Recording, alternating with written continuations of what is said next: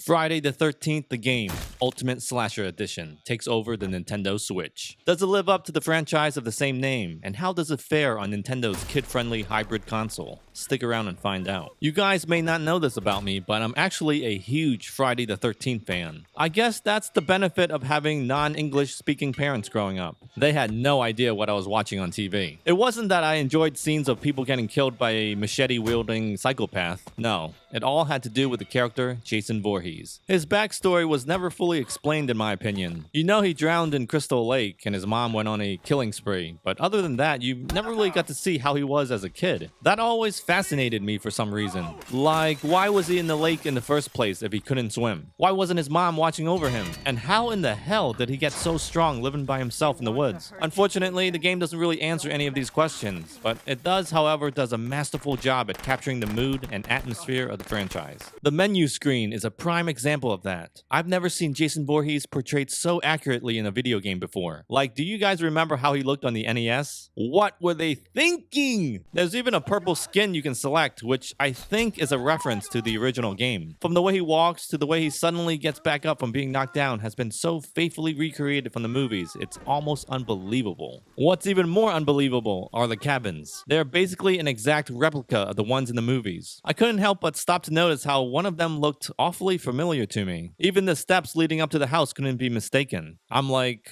wait a second. Where have I seen this before? A huge wave of anxiety washes over me when I realize I was in the house of Tommy Jarvis from the final chapter. My heart starts to race as I'm expecting Jason to come crashing through the front door. It's cool, but kind of creepy at the same time. You almost feel as if you're in one of the movies. Did anyone else think that way? I also love how you can choose to play as any Jason from the 9 different Friday the 13th movies. But where the hell is Jason X? Or Jason from the most recent remake? Oh right, the lawsuit. Is that still going on? The counselors look pretty good too. They're not the greatest, but I don't think they were intended to be. The important thing here is Jason, and he looks phenomenal. My only complaint is some texture pop-in during the character selection. I'm not sure if it occurred anywhere else, since most of the game takes place at night, but if it did, it's very hard to spot. And then we have the many Jason kills you can acquire by spending XP earned throughout the game. Some are standalone kills, and some are environmental. For example, the sleeping bag one is a classic. I think everyone will find at least one or two that they like. The game also looks great in handheld mode as well. It might be hard to see in this footage, but trust me, it looks just as good as it does on the big screen. As a whole, I was quite impressed with the overall presentation of the game. I could tell they made an honest effort in trying to get the look of Friday the 13th down. But of course, I think the biggest question here is, how does it play? Having appeared in other various gaming genres, this is by far the best standalone Friday the 13th game. It shouldn't really come as a surprise though, considering the competition. The goal of the game depends on who you're playing as.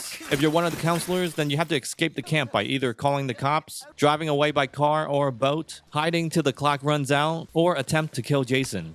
Yeah, good luck with that one. Right off the bat, I would say the biggest setback to this game is that it is indeed mostly an online experience. I know, it's a bummer. Luckily, there are some offline modes you can play, as well as single-player challenges, which is probably the closest you'll get to a story mode. The game starts off with you finding a room and waiting to see if you're selected to be a counselor or Jason. More likely than not, you're gonna be a counselor. But here's the thing. I find the more I play, the more I like being the counselor. I know, it's weird. You think it'd be Jason, but nope. It's actually more fun being a counselor. The only drawback here is that you're sort of just dropped in and expected to know what to do. I wish there was an offline mode where you could practice playing as a counselor. I mean, I know what I have to do, but figuring out how to do it is the tough part, especially when you know Jason is somewhere out there. It's nerve-wracking when you hear that sound. You know the sound.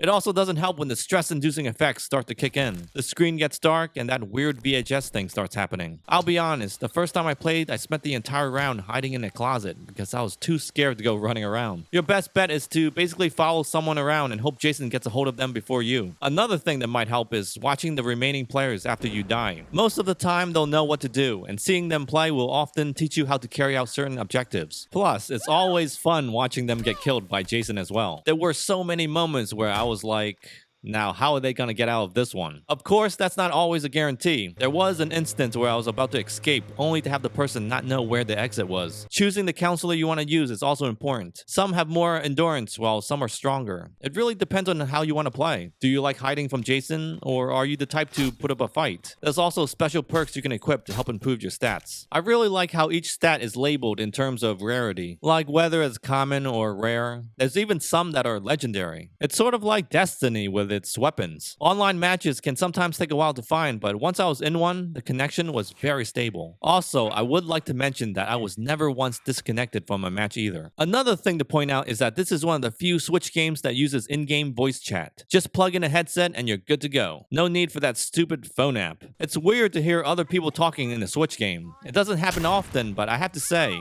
it's hilarious.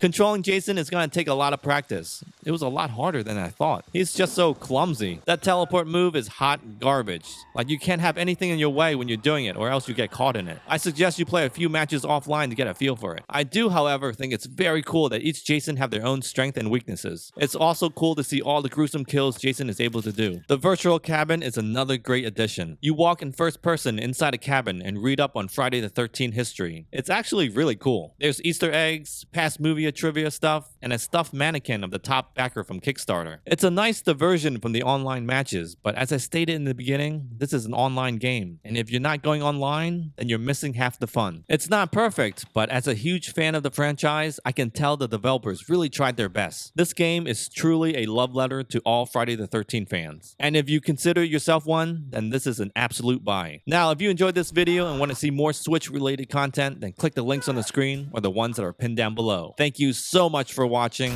I'll see you next time.